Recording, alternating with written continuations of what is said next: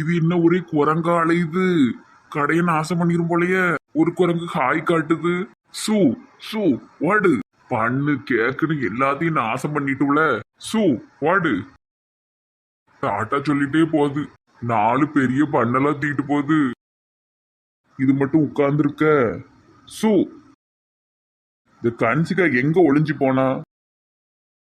என்னமோ நடக்குது, மர்மமா இருக்குது. தாடிக்காரன் சரியில்லையே. ஏ கன்சிகா எங்க போன?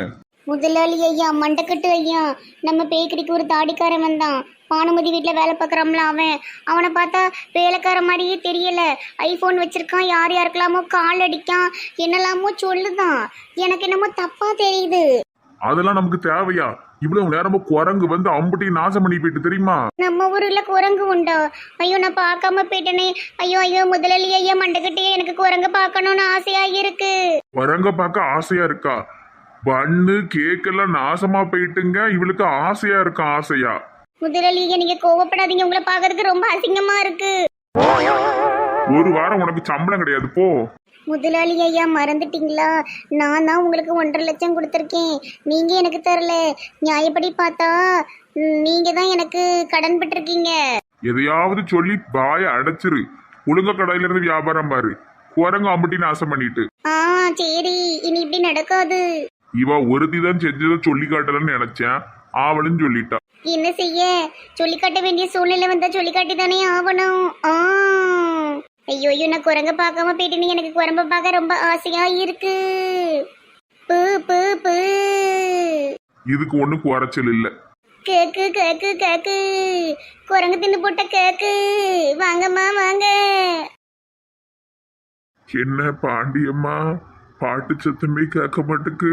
தொண்டை கட்டி இருக்கனே, பாடவே முடியல. பத்தி எடுங்க. பாடி பாடி தொண்டை கட்டிட்டு. சாப்பிட்டாச்சா? எங்கண்ணே சாப்பிட முடியுது? மனசுக்கே நல்லா இல்ல. 8 இட்லியும் 4 தோசைக்கு மேல திங்கவே முடியல. பத்துக்கிடுங்க. அது சரி. பாண்டியம்மாத்த 2 நாளா பாட்டே படாம இருக்கீங்க. எனக்கு தூக்கமே வர மாட்டுக்கு. தொண்டை கட்டி இருக்கு மர்மோனே. பரவாயில்ல, ஒரு பாட்டு எடுத்து விடுங்க.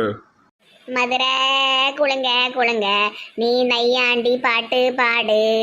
புழுதி பறக்க பறக்க, நீ போடாத போட்டு போடு.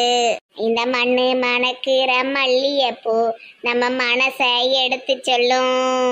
இந்த ஊரை நேசிக்கும் ஊரு ஜனம் இங்க கூத்த எடுத்து சொல்லும். உங்க ஊர் பாட்டே படிச்சிட்டீங்க போல. ஆமா, என்ன உங்க ஊரு எங்க மதுரைக்கு ஈடாகுமா? அருமையா இருக்குமே. சார், இங்க நீ 4 செவத்துக்குள்ள போட்டு கொள்ளுது அவளே, கொள்ளுது அவளே. மதுரைக்கு ஒரு நாள் உன்னையே கூட்டிட்டு போக சொல்லுனேன்.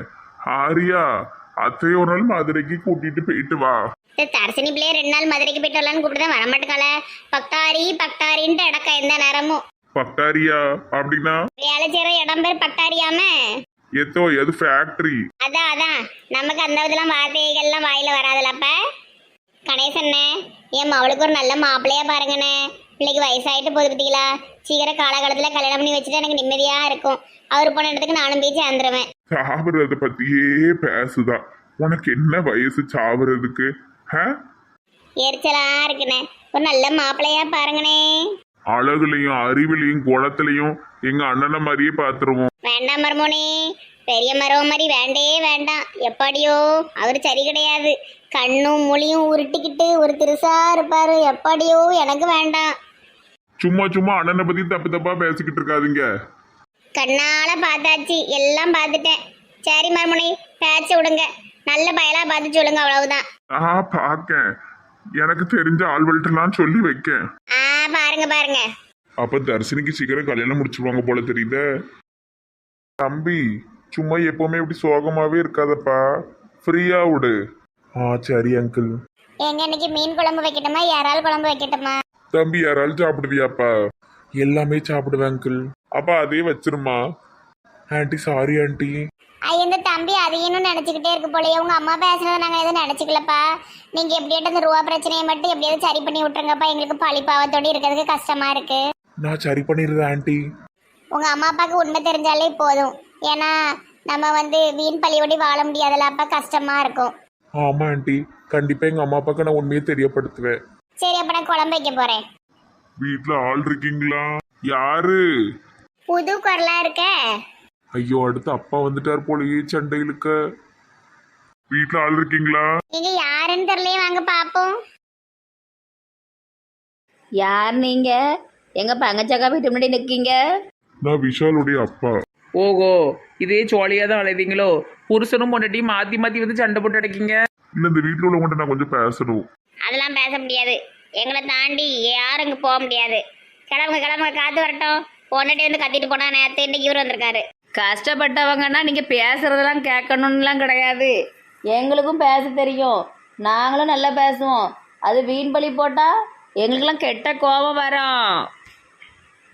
நான் எதுக்கு வந்திருக்குன்னு தெரியாமலே கத்திட்டு கிடக்கீங்களேம்மா நீங்கெல்லாம். காலேஜுக்கு வேணால் நீங்கள் ஓனராக இருக்கலாம், ஆனால் இந்த தெருவுக்கு இந்த ஏரியாவுக்கு நாங்கள் தான் எல்லாம். உமருக்கு ஒரு காலேஜ் தான், எங்களுக்கு ஊரெல்லாம் காலேஜ். நாங்க எங்க போறோமோ அதெல்லாம் எங்க காலேஜ் ஆக்கிக்கிடுவோம். அந்த அளவுக்கு எங்களுக்கு பவர் இருக்கு. அந்த அளவுக்கு நமக்கு பவர் இருக்காக்கா? அப்படிலாம் சொல்லிதான் அந்த மண்டையை நம்ம பயங்காட்டி வைக்கணும். வீட்டுல ஆள் இருக்கீங்களா? என்ன வீட்டில் ஆள் இருக்கீங்களா அழுக்குறீங்கன்னு கிடக்க? நாங்கள் இங்கே நிற்கோம்ல, எங்களுக்கு பதில் சொல்லியா மொட்டையா? வயசுல மூத்தவன் இந்த மாதிரிலாம் என்கிட்ட பேசாதீங்கன்னு எனக்கு சுத்தமா பிடிக்காது. ஒரு பொண்டாட்டி பேசும்போது எங்களுக்கு இப்படி தானே இருந்திருக்கும். எங்களுக்கு எவ்வளோ கோவம் வந்துச்சு தெரியுமா? அவள் கொண்டையை பிடிச்சி ஆட்டி விட்டணும்னு தோணுச்சு. பண்ணிருக்க வேண்டியதானே, ஏன் பண்ணல? அது எதுக்கு எங்களுக்கு தேவையில்லாத வேலை? அந்த பொம்பளை ஒரு மாதிரி பியாய் கணக்காக கத்திக்கிட்டு இருக்கு. உங்கள் பொண்டாட்டிக்கு கோக்கிலானுக்கு பதிலாக கோரிலான்னு வச்சிருங்க. வீட்டுல ஆள் இருக்கீங்களாமா? ஏன் இவரு சொன்னதையே சொல்லுதாரு, இவரு மெண்டல். ஐயோ அப்பா, யாரு சார் நீங்க?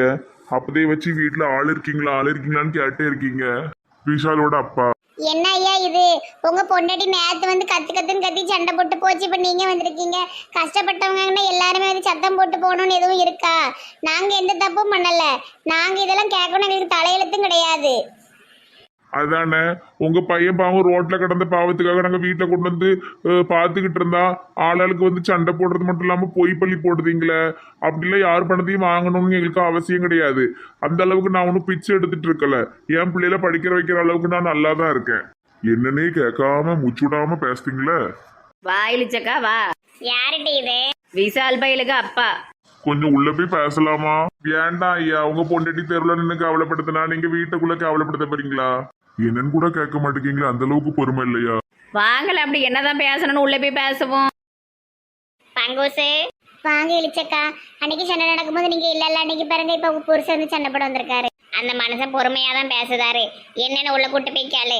இவளுக்கு 3 வரையும் நான் அங்க கூட்டு போயிருந்தேன். இவளுக்கு வந்தாலே காரியத்துக்கு எடுத்துருவாளுக, மரியாதை இல்லாம பேசுவாளுக. என்ன இருந்தாலும் அவர் ஒரு காலேஜுக்கு ஓனரு. அவளுகளும் வரட்டும், என்ன இருந்தாலும் நம்ம எல்லாம் ஒண்ணுக்குள்ள ஒண்ணுல என்ன அதுன்னு பொறுமையா பேசி முடி. ஐயா உள்ள வாங்க. வாங்க எல்லாரும் உள்ள போவோம். உள்ளையா? அவங்க இந்த பேசின கதையே பேசிட்டு அடப்பாவ. வாங்க, உங்க எல்லாத்துக்கும் நான் இன்னைக்கு பழ ஜூஸ் ஃப்ரைட் ரைஸ் வாங்கி தரேன். மதியம் ஃப்ரைட் ரைஸ் கிண்டுதான். நம்ம பழக்கடை பக்கத்துல ஒரு பையன் போட்டுக்கிட்டு இருக்கான். வாங்க வாங்க. ஐ ஃப்ரைட் ரைஸு பழ ஜூஸும் சூப்பராக இருக்கும். வாங்க போவோம் கேர்ள்ஸ். குண்டைக்கா ஒத்தையில விட முடியாது. நாம என்னன்னு கேட்க போறேன். நீ ஒரு ஆணையும் போடுங்க வேண்டாம் பட்டி. ஓடு ஓடு. என்னைய கட்டாயப்படுத்தி கூட்டு போறேன். விஷால் நல்லா இருக்கியா? நல்லா இருக்கேன்ப்பா. உட்காருங்க சார். நீங்களும் உட்காருங்க சார். பரவாயில்ல, இருக்கட்டும் சார். நீங்களும் உட்காருங்க. நம்ம ஒண்ணு இதுலயும் குறைஞ்சவங்க இல்ல, அது நம்ம வீடு. உட்காருங்க. சொல்லுங்க சார். என் ஒய்ஃப் அந்த மாதிரி வந்து கத்திட்டு போனதுக்கு நான் ரொம்ப ரொம்ப சாரி கேட்டுக்கிறேன். புரிஞ்சுக்காம கத்திட்டு போறாவ அந்த அக்கா. உங்க பையன் நாங்க 10 பைசா வாங்கல சாரே. அன்னைக்கு மோதிரத்தை நீங்க ரிட்டர்ன் கொடுக்கும்போது எனக்கு உங்களை பத்தி நல்லா புரிஞ்சுக்கிட்டேன். என் ஒய்ஃப் யாரையுமே அவ்வளவு சீக்கிரம் நம்ப மாட்டா. அதுக்கு சாரி கேட்டு போதான் நான் வந்தேன். பரவாயில்ல ஐயா, நீங்க பெரிய ஆளுங்க. நீங்கெல்லாம் வந்து எங்ககிட்ட மன்னிப்பு கேட்கணும்னு அவசியமே இல்லை.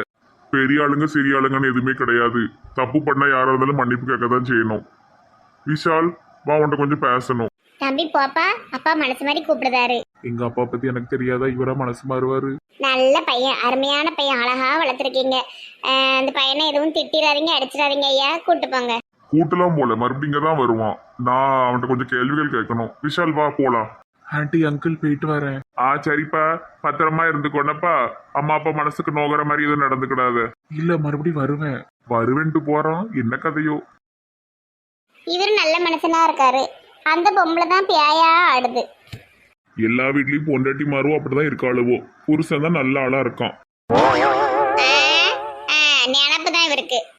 சொல்லு விஷால், பணத்தை என்ன பண்ண? அப்பா, ஒரு பொண்ணோட படிப்புக்கு தான்ப்பா உதவி பண்ண. ஆனா சத்தியமா அது இவங்க வீட்டுக்கு கிடையாது. அது எப்படி நான் நம்புறது? தாத்தாவை எனக்கு எவ்வளவு பிடிக்கும்னு உங்களுக்கு தெரியும்லப்பா. தாத்தா மேல சத்தியமா நான் இவங்க ஃபேமிலிக்கு 5 பைசா கொடுக்கலப்பா. உனக்கு ரொம்ப பிடிச்ச தாத்தா மேல சத்தியம் பண்ணிட்டு இருக்கிறதுனால நான் நம்புறேன். சரி, ஏதோ ஒரு பொண்ணுக்கு உதவி பண்ணனே, அது உன்னுடைய சொந்த சம்பாத்தியத்துல நீ பண்ணணும். வீட்டு காசு எடுத்து கொடுக்கறது எந்த வகையில நியாயம்? இதை நான் இப்ப அப்படியே விட்டுட்டேன்னா நாளைக்கு இதே மாதிரி உனக்கு எல்லாமே பண்ண தோணும். பணத்தோடைய அருமை உனக்கு தெரியணும். அதனால அந்த 11 லட்சத்தையும் நீ எங்கேயாவது போய் சம்பாதிச்சுட்டு என்கிட்ட கொடுத்துட்டு அதுக்கப்புறமா நம்ம வீட்டுக்கு வா. அது மட்டும் இல்லாம அவங்க வீட்டுல இருந்து அவங்களை கஷ்டப்படுத்தாத. அவங்க எல்லாம் பாவம்ப்பா, நான் ரோட்ல கிடக்கிறத பார்த்து என்ன கூட்டு வந்திருக்காங்க. மற்றவங்களுக்கு பாரமா இருக்காத. உன் சொந்த காலில் நின்று சம்பாதிச்சுட்டு அந்த பணத்தை அடைச்சிட்டு அதுக்கப்புறமா நீ வீட்டுக்கு வா. உனக்கு காலேஜ் ஃபீஸ் எல்லாமே நான் கட்டிக்கிட்டு தான் இருப்பேன். உன் படிப்பு எந்த வகையிலும் தடைப்படாது. மற்றபடி உன்னுடைய சாப்பாடு செலவு, நீ தங்குறது எல்லாத்தையும் நீ தான் பார்த்துக்கணும். ரொம்ப பெரிய தண்டனைப்பா. 11 லட்சத்தை என்னால கொடுக்க முடியாது. அந்த உதவி செஞ்ச பிள்ளைட்டையும் போய் கேட்க முடியாது. அதான் சொன்னனே, உன்னுடைய சொந்த சம்பாதியத்துல நீ கொடுத்துருக்கணும். அப்பாவோட காசை எடுத்து கொடுத்துட்டு ஹீரோயிசம் பண்ணிட்டு இருக்காத. நான் வாரேன்.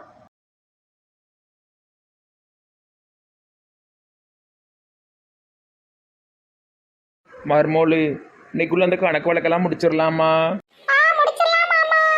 தினமும் ஒரே வேலையா இருக்குன்னம்மா. காப்பி எதுவும் சொல்லட்டாமா? இந்த உங்க அத்தைக்காரி இப்போ வருவா, அவட்ட காப்பி சொல்லுதேன். ஜூஸ் சொல்லட்டா? சிவா போன் அடிச்சானாமா? ஒரு வழியா அந்த பால் பாண்டி பைய பூக்கடை வச்சு செட்டில் ஆயிட்டான். அவனை நினைச்சதான் ரொம்ப கவலைப்பட்டேன்.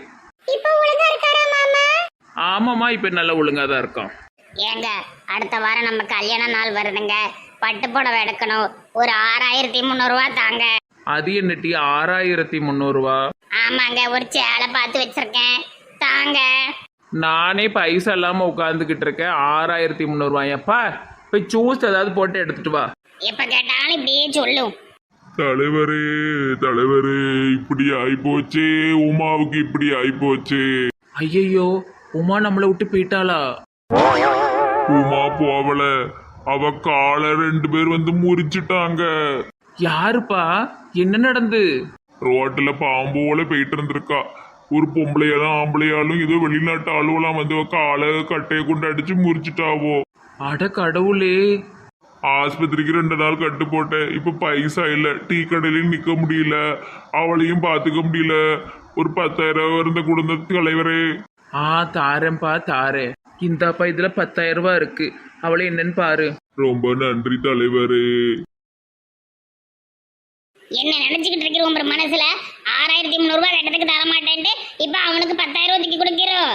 ஏட்டி காலு உடஞ்சு கிடக்காண்டி ஒரு உயிர் காப்பாத்துறதுக்கு கொடுக்கணுமா, இல்லைன்னா சேலை கட்டி மெனுக்கிறதுக்கு கொடுக்கணுமா?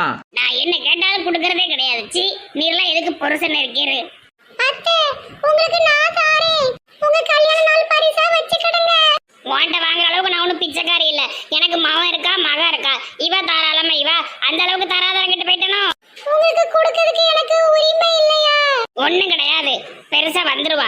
சுட்டுக்கு வேணும்னு உன்னை விட்டது நல்லா பேசிடுவேன்னு நினைச்சுக்கிடாதப்ப. மர்மோளே, இப்ப தெரியுதா நான் அவளை ஏன் இப்படி வச்சிருக்கேன்னு? அவ புத்திக்கு தான் நான் அவளை இப்படி வச்சிருக்கேன். நீ ஒன்றும் வருத்தப்படாதம்மா, அவ புத்தி அப்படித்தான். சரி மாமா.